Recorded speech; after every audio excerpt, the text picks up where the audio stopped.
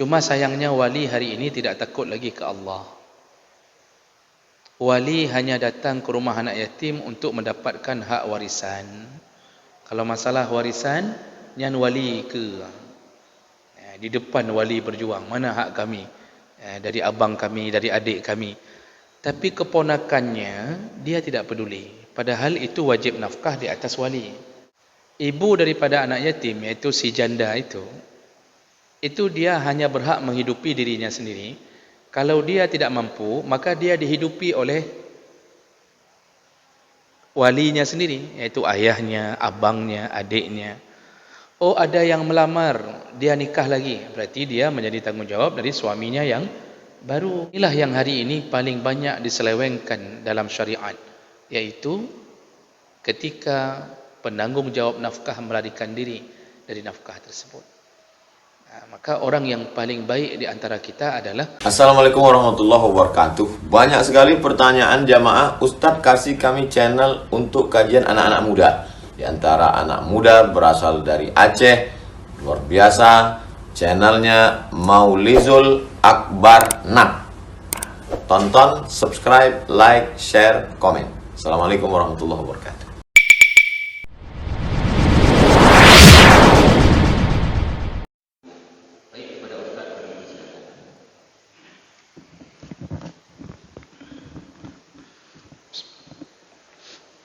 Assalamualaikum warahmatullahi wabarakatuh. Alhamdulillahi rabbil alamin. Hamdan katsiran tayyiban mubarakan fihi. Asyhadu an la ilaha illallah wahdahu la syarika lah. Wa asyhadu anna Muhammadan 'abduhu wa rasuluhul karim. Allahumma shalli wa sallim ala nabiyyina wa sayyidina al-Mustafa Muhammadin وعلى آله وأصحابه أجمعين أما بعد رب اشرح لي صدري ويسر لي أمري واحلل عقدة من لساني يفقهوا قولي. Segala puji bagi Allah, kemudian salawat dan salam pada Rasulullah, pada keluarga dan seluruh sahabat-sahabatnya. Bapak-bapak dan ibu-ibu yang Allah muliakan, insyaAllah di pertemuan kita yang lalu kita membahas terakhir tentang hadis yang menyatakan bahawa setiap perbuatan yang baik akan dibalas dengan kebaikan oleh Allah Subhanahu wa taala. Ini ada dua makna. Yang pertama, Allah balas dengan pahala yang berlimpah. Makna yang kedua, kita diberi Allah kekuatan untuk menyambung kebaikan yang lain. Berdasarkan surat Ar-Rahman ayat 60, "Fahal jazaa'ul ihsan illa al-ihsan." Tidak ada balasan dari kebaikan kecuali Allah datangkan kebaikan. Jadi kalau kita makbul dari satu kebaikan, maka ciri-ciri amal itu makbul, kita akan bersemangat untuk melakukan kebaikan yang baru. Makanya dari sini, kalau Ramadan kita makbul, maka setelah Ramadan ciri-cirinya kita akan terus berusaha untuk berbuat kebaikan-kebaikan yang lain. Jadi habis Ramadan tu sudah sering puasa sunnah, sudah sering bersedekah. Begitu juga kalau haji kita mabrur, ciri-cirinya berdasarkan ayat ini adalah bertambah-tambah kebaikan sepulang haji. Jadi yang dulu tidak berjamaah, pulang dari haji sudah mulai berjamaah. Tapi kalau pulang haji tidak nampak juga berjamaah, itu berarti hajinya haji mardud, bukan haji mabrur. Jadi jangan membangga-banggakan label haji kalau tidak ada kebaikan yang bersambung sepulang haji. Kalau pulang haji bertambah keriat, sepulang haji bertambah pelitnya, ini berarti haji ini haji bermasalah ini. Jadi itu sekedar mengingatkan ulang apa yang kita bahas di bulan yang lalu. Baik, kita sambung berikutnya. Babu fadlin man ya'ulu yatiman. Ini sudah mulai masuk ke dalam contoh-contoh kebaikan, yaitu bab tentang fadilah atau kelebihan, keutamaan orang yang memelihara anak yatim. Hadis dari Abu Hurairah radhiyallahu anhu, anin Nabi sallallahu alaihi wasallam, Rasulullah sallallahu alaihi wasallam berkata, as-sa'i 'alal armalah wal masakin kal mujahid fi sabilillah wa kalladhi yasumun nahar wa yaqumul lail. Ini hadis ini Rasulullah ingin menjelaskan kebaikan-kebaikan yang kita lakukan terhadap orang lain. Di antaranya adalah as-sa'i 'alal armalah wal masakin. Orang-orang yang melakukan sa'i. Ini sa'i ini bukan sa'i dalam manasik haji. Karena bahasa sa'a yas'a atau sa'a yas'i itu bermakna berjalan.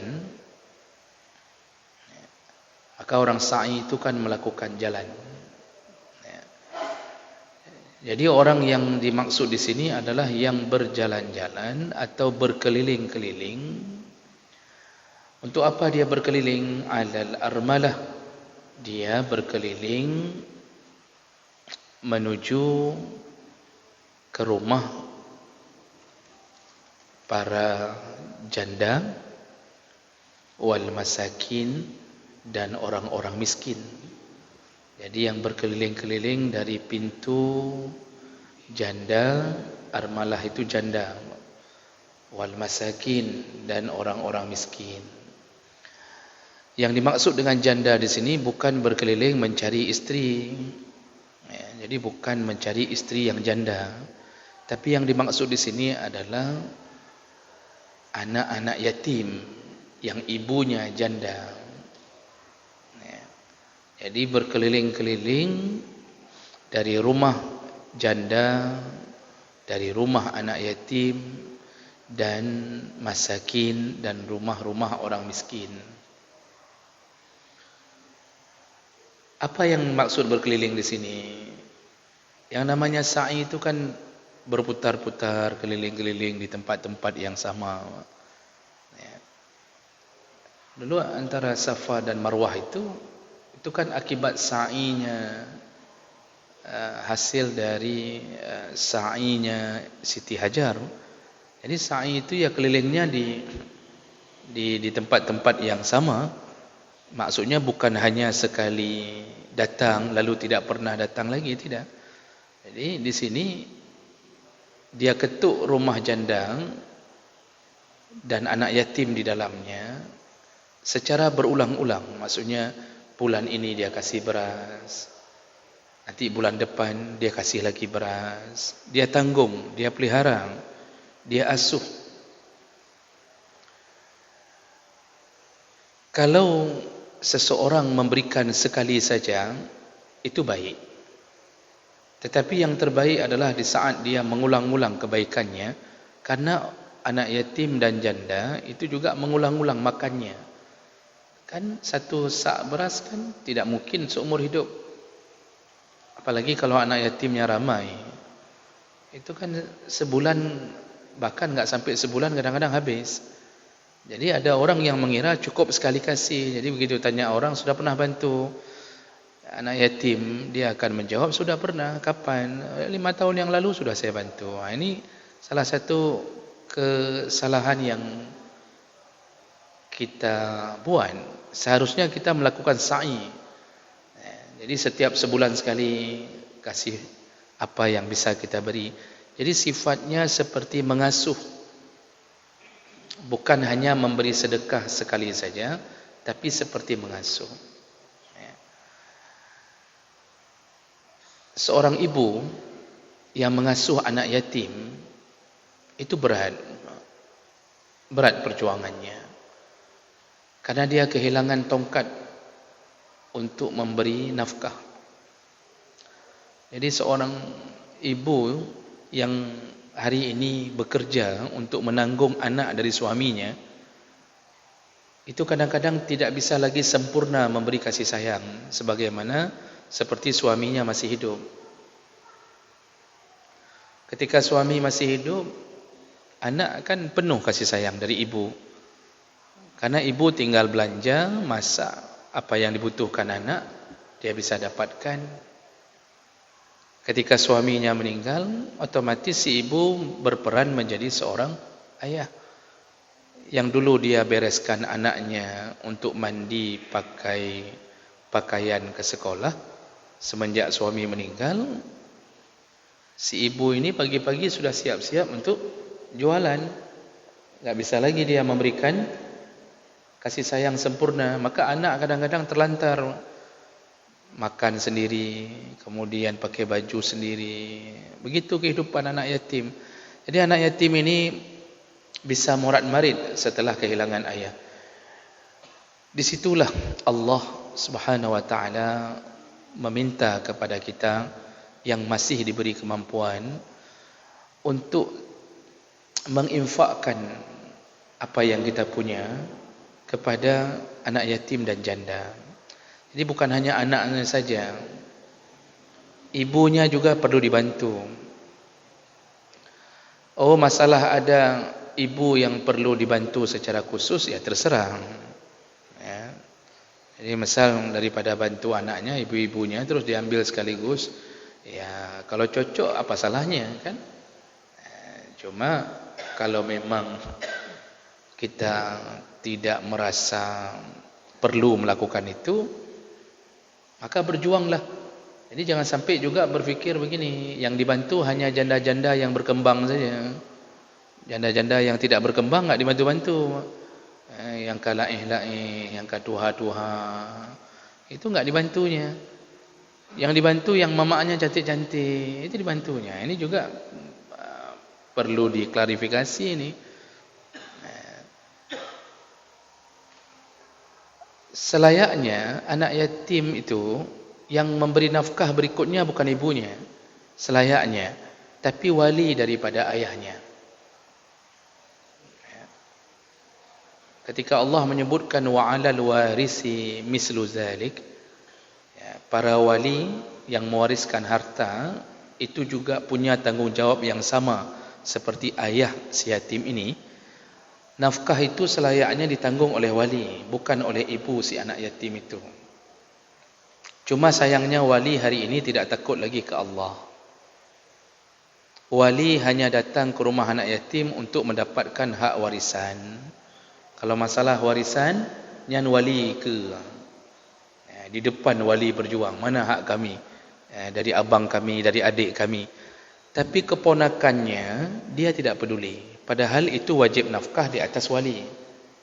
Kalau kakek masih ada, iaitu ayah dari ayah masih ada, maka kakeklah yang menjadi penanggungjawab pertama nafkah untuk cucunya. Kalau kakek tidak ada, maka tanggungjawab nafkah dipindahkan ke tangan saudara-saudara ayahnya, abang ayahnya, iaitu pak wanya, atau adik-adik ayahnya, om, paman, pak cik. Yang mandum wajib tanggungjawab nafkah anak yatim, wajib. Sayangnya hari ini perintah Allah ini enggak dilakukan. Maka banyak hari ini wali yang berdosa. Banyak wali yang berdosa. Dia biarkan anak yatim ini dalam keadaan tidak ditanggung nafkah, malah ibunya yang menanggung nafkah. Padahal ibunya enggak wajib tanggung nafkah. Enggak wajib. Tapi terpaksa ibu hari ini yang anaknya sudah yatim terpaksa hana saya tanggung. Wali kaya, ada pak wah, pak cik kok kaya-kaya. Tapi enggak mikir ni anak keponakannya ini kayak mana makannya, sekolahnya, enggak mikir. Padahal itu tanggungjawab mereka. Inilah yang hari ini paling banyak diselewengkan dalam syariat, yaitu ketika penanggung jawab nafkah melarikan diri dari nafkah tersebut. Maka orang yang paling baik di antara kita adalah yang ketika adiknya atau abangnya meninggal dunia dan meninggalkan anak-anaknya, yaitu keponakan dia, anak kumun yang mendum, itu paling baik seandainya kita memberikan mereka sedekah atau nafkah, paling baik. Apalagi Rasulullah mengatakan sedekah kepada orang yang punya hubungan rahim 2 kali lipat pahalanya, yaitu pahala sedekah dan pahala silaturahim.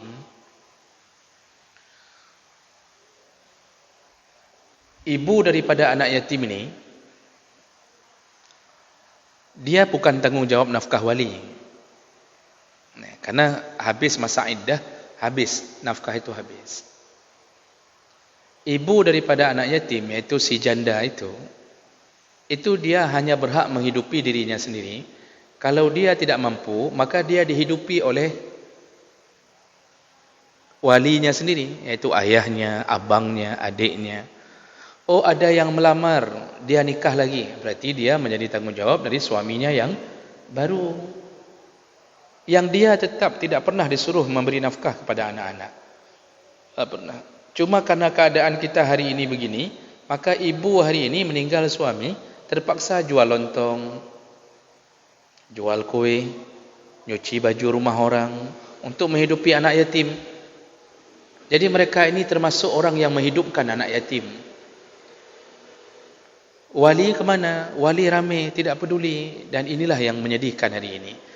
Maka Bapak Ibu yang Allah muliakan, ini amalan yang disuruh Nabi, berkeliling-kelilinglah untuk menolong janda dan anak yatim. Berkelilinglah, kata Allah, kata Nabi SAW. Kemudian ditambah wal masakin, tolonglah orang miskin. Jadi kalau janda dan anak yatim yang kaya, itu boleh kita berlepas tangan. Kalau anak yatim dan janda kaya, misal janda ini punya bisnis apalah misalkan, itu mungkin kita bisa berlepas tangan. Tapi seandainya mereka jatuh dalam kemiskinan, kita enggak boleh berlepas tangan.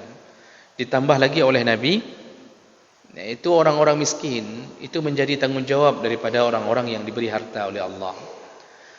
Jadi proses Allah menciptakan orang miskin itu sebenarnya untuk menolong orang kaya. Kalau Allah ingin, maka Allah bisa buat kita semua kaya, enggak perlu miskin. Untuk apa dibuat miskin? Kita bisa semua sekaligus kaya, semua mudah bagi Allah. Tapi Allah buat orang miskin di tengah-tengah orang kaya. Untuk apa? Untuk menolong orang miskin, untuk menolong orang kaya agar bisa masuk surga melalui tangan orang miskin. Orang miskin ini enggak menolong orang kaya, tetapi mereka bisa menjadi penyebab orang kaya masuk surga. Orang miskin masuk surga itu dengan kesabaran dan ketabahan. Kalau mereka tabah, sabar, tetap dekat dengan Allah di tengah kemiskinannya, mereka lebih dahulu masuk ke surga. Dalam satu hadis, kalau dari golongan muhajirin dan ansar, itu 500 tahun sebelum orang kaya masuk surga. 500 tahun sebelum orang kaya masuk surga, mereka telah duluan berfoya-foya di dalam surga. 500 tahun. Kalau bukan golongan muhajirin dan ansar, 40 tahun sebelum orang kaya masuk surga, mereka sudah duluan masuk surga. Ini kelebihan yang diberikan ke orang miskin yang sabar, tabah dan tetap bersyukur di atas kemiskinannya. Jadi walaupun tukang beca, jualan siomay, tapi asal azan berbunyi, tetap datang menghadap Allah. Inilah mereka yang akan menjadi penghuni surga lebih dahulu dibanding orang kaya. Orang kaya masuk surga juga, tapi antri di belakang orang miskin. Makanya ketika Rasulullah memanggil Abdurrahman bin Auf, Abdurrahman bin Auf kan salah satu sahabat terkaya, sampai enggak bisa jatuh miskin. Mau miskin pun enggak bisa jatuh dia dalam miskinan. Kata Rasulullah, wahai Abdurrahman, engkau akan masuk surga. Kan Abdurrahman bin Auf termasuk 10 orang yang dijamin surga. Engkau dijamin masuk surga. Tapi engkau berada di garis terakhir dan engkau masuk surga dalam keadaan tertatih-tatih, artinya merangkak dari belakang. Abdurrahman bin Auf terkejut. Dia dijamin surga, tapi nanti urutan belakang. Kenapa begitu? Ternyata Rasulullah menjelaskan semua orang kaya yang akan masuk surga, dia sudah duluan dapat surga di dunia. Maka diperlambat masuk surganya setelah orang miskin. Makanya kita yang kaya-kaya ni, Pak, yang ada Avanza, Xenia, yang ganti-ganti ban mobil 2 bulan sekali, kan? Yang suka-suka kita ganti HP. Ini kita kalau insya-Allah baik, tetap masuk surga. Cuma tetap nomor urut belakang. Bapak Ibu yang Allah muliakan, makanya diciptakanlah orang miskin agar menjadi jembatan orang kaya masuk surga. Oleh karena itu jangan hinakan orang miskin. Doa kita belum tentu diterima, tapi ketika kita bantu orang miskin, dia berdoa ke Allah, ya Allah, selamatkanlah orang yang memberiku sedekah. Ya Allah, peliharalah harta orang yang memberiku sedekah. Doa mereka lebih cepat diterima daripada doa kita yang kaya. Karena mereka doa itu ikhlas. Enggak ada harapan apa-apa, betul-betul tawakal, pasrah, hana tapu. Kalau orang kaya doa kan agak sedikit ada penahan. Hom ni Allah, Nabi pih nak. Hana Nabi pihjuan yang kana mentang hai ku habis, kata orang kaya. Orang kaya minta kaya, tapi dalam hatinya dia tetap enggak kasih pun boleh, yang sudah ada aja enggak habis-habis, ya Allah. Orang miskin kalau doa ikhlas sekali. Mereka tawakal sekali, pasrah sekali kepada Allah. Maka bisa jadi kita masuk surga karena doa mereka. Makanya orang-orang yang hari ini menginfakkan hartanya kepada orang miskin, mungkin dia sudah tertidur di malam hari, tapi doa orang miskin yang mendoakannya tembus ke langit, Pak. Tertidur pun kita dapat pahala. Mungkin kita sedang pergi melancong dengan kekayaan kita, tapi karena kita banyak bantu keponakan yang yatim, kita bantu janda-janda, artinya isteri-isteri dari adik-adik kita, kita tolong makan mereka tiap bulan, kita beri miskin yang dari kampung segala macam, orang-orang yang ada yang butuh bantuan kita. Doa mereka itu membuat kita hari ini bisa berjalan di atas bumi dengan perlindungan Allah. Doa mereka lebih dekat dengan Allah daripada dengan doa kita. Maka banyak-banyaklah memberi pertolongan kepada janda, anak yatim dan orang miskin.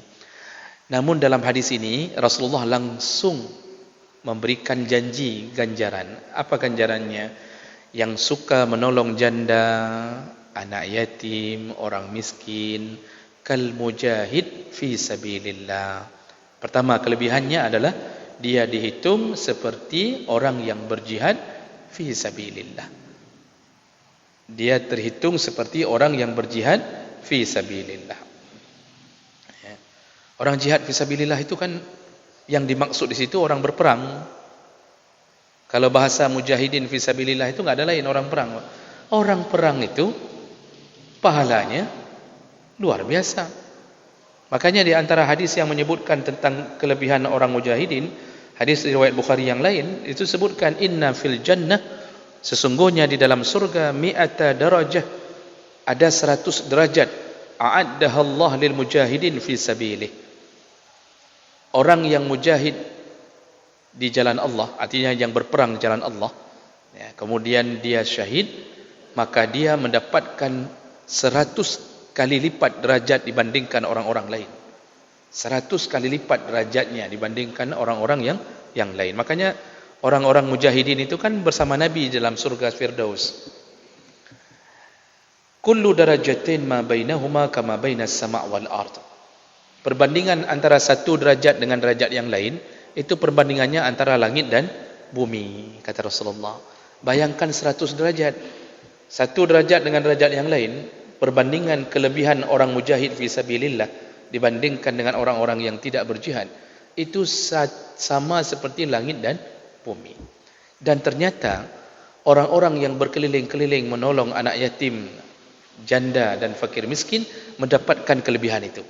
Mereka dianggap sama pahalanya dengan mujahidin fi sabilillah. Kalau mujahid mereka berkeliling-keliling di medan perang dengan pedangnya, kalau kita berkeliling-keliling dengan uang kita, dengan harta kita, cari di mana ada janda, asal terdengar susah langsung kita tolong, terdengar susah langsung tolong. Kita punya gaji mungkin 10 juta. Bagi orang yang mengejar surga, merindukan surga, mungkin 4 juta kecil bagi dia. Tolong sana, tolong sini. Di mana ada terdengar kesusahan, maka dia tolong. Terutama utamakan dulu saudara-saudara. Ya. Jangan sampai kita kadang-kadang terbuai, tolong orang, tapi lupa menolong saudara. Anak adik sendiri sudah terbengkalai. Yang kita tolong orang entah di mana-mana. Ya. Kita tolong sana, donasi sini. Di adik draw, ya. Mungkin adik kita atau dia sudah meninggal, anak adik kita mungkin tidak ada yang sekolahkan. Kita tidak tolong. Padahal itu lebih utama untuk ditolong daripada orang-orang yang tidak punya hubungan rahim. Utamakan itu dulu, kemudian nanti barulah bergerak ke yang lebih luas. Jadi janji Nabi yang pertama adalah orang-orang yang berkeliling menolong janda, anak yatim dan fakir miskin dianggap seperti orang yang berjuang fi sabilillah. Seperti orang yang mengangkat pedang fi sabilillah. Itu janji pertama. Jadi sudah besar sekali ni, pahalanya sudah meledak-ledak di sini. Kemudian disambung oleh Nabi. Diberikan pahala yang berikutnya yaitu wa kalladzi yasumun nahar. Sama seperti pahala orang yang berpuasa di siang hari. Sama seperti orang yang berpuasa di siang hari. Sedangkan berpuasa siang hari itu salah satu tanda-tanda kesalehan. Karena ciri-ciri orang saleh itu salah satunya adalah suka berpuasa. Nah, orang-orang yang berpuasa di siang hari, maka ba'adallahu an-nar an wajhihi. Orang yang sering puasa di siang hari, dalam hadis riwayat Bukhari yang lain, itu dijauhkan Allah wajahnya dari api neraka. Namun ternyata pahala orang yang puasa ini sama dengan orang yang menolong anak yatim dan janda dan fakir miskin. Itu janji kedua. Jadi pahala orang yang sering sedekah kepada mereka berarti sama dengan orang yang berpuasa sunnah di siang hari, baik Senin Kamis ataupun puasa Ayyamul Bid. Jadi sekali kita tolong berarti kita seperti orang yang sudah berpuasa dan dapat pahala besar. Lalu janji yang terakhir Nabi, wa yaqumul lail, bukan hanya berpuasa di siang hari tetapi dia bisa dapat pahala seperti orang yang bangun sepanjang malam. Bangun sepanjang malam ini untuk apa? Ya, untuk melakukan ibadah. Dan itu amalan yang susah dilakukan kecuali orang-orang yang diberi kekuatan hidayah oleh Allah. Namun kita mungkin tidak sanggup bangun malam. Kan tipe kita beda-beda, Pak. Ada yang kelelahan, tidak sanggup bangun malam. Kita sudah coba, selalu keadaan kita tertidur sampai subuh. Kalau memang kita tidak sanggup bangun malam, apalagi kita enggak sanggup puasa, mungkin badan sudah lemah, tapi coba lihat, masih ada kesempatan lain menggantikan puasa dan bangun malam itu. Apa dia? Berilah infak, bersedekahlah banyak-banyak. Allah gantikan sedekah itu sama seperti puasa dan orang-orang yang bangun di tengah malam untuk menyembah Allah Subhanahu wa taala. Dan ini menunjukkan jalan ke surga itu banyak jalan menuju surga. Makanya pintu surga itu kan banyak. Pintu utamanya 8. Pintu utamanya 8. Di balik pintu utama itu banyak sekali pintu disesuaikan dengan amalan masing-masing. Makanya ada babus salah, dalam hadis waktu Abu Bakar bertanya macam-macam pintu, Nabi menyebutkan pintu surga itu tergantung amal. Yang dominannya salat, maka dimasukkan dari babu salah. Yang dominannya sedekah, maka dimasukkan dari babu sedekah. Yang dominannya puasa, dimasukkan dari babu rayyan. Macam-macam model pintu surga. Salah satunya yaitu pintu surga diberikan kepada mereka yang berinfak di jalan Allah. Maka ini kesempatan bagi kita bapa-bapa dan ibu-ibu yang Allah muliakan. Kesempatan bagi kita ini manusia biasa yang enggak sanggup beramal sekaligus semuanya. Enggak sanggup. Ada yang ahli sedekah, enggak sanggup puasa. Enggak sanggup bangun malam. Ada yang sanggup bangun malam, tidak sanggup sedekah dengan kemiskinannya. Ada yang sanggup sedekah, sanggup puasa, enggak sanggup bangun malam. Jadi macam-macam. Maka oleh karena itu raihlah surga dari salah satu janji Nabi sallallahu alaihi wasallam. Jadi Allah itu Maha Pemurah untuk memasukkan kita ke dalam surganya. Baik, inilah hadis yang menunjukkan tentang bagaimana kelebihan orang yang menolong anak yatim, ibu anak yatim dan orang-orang miskin.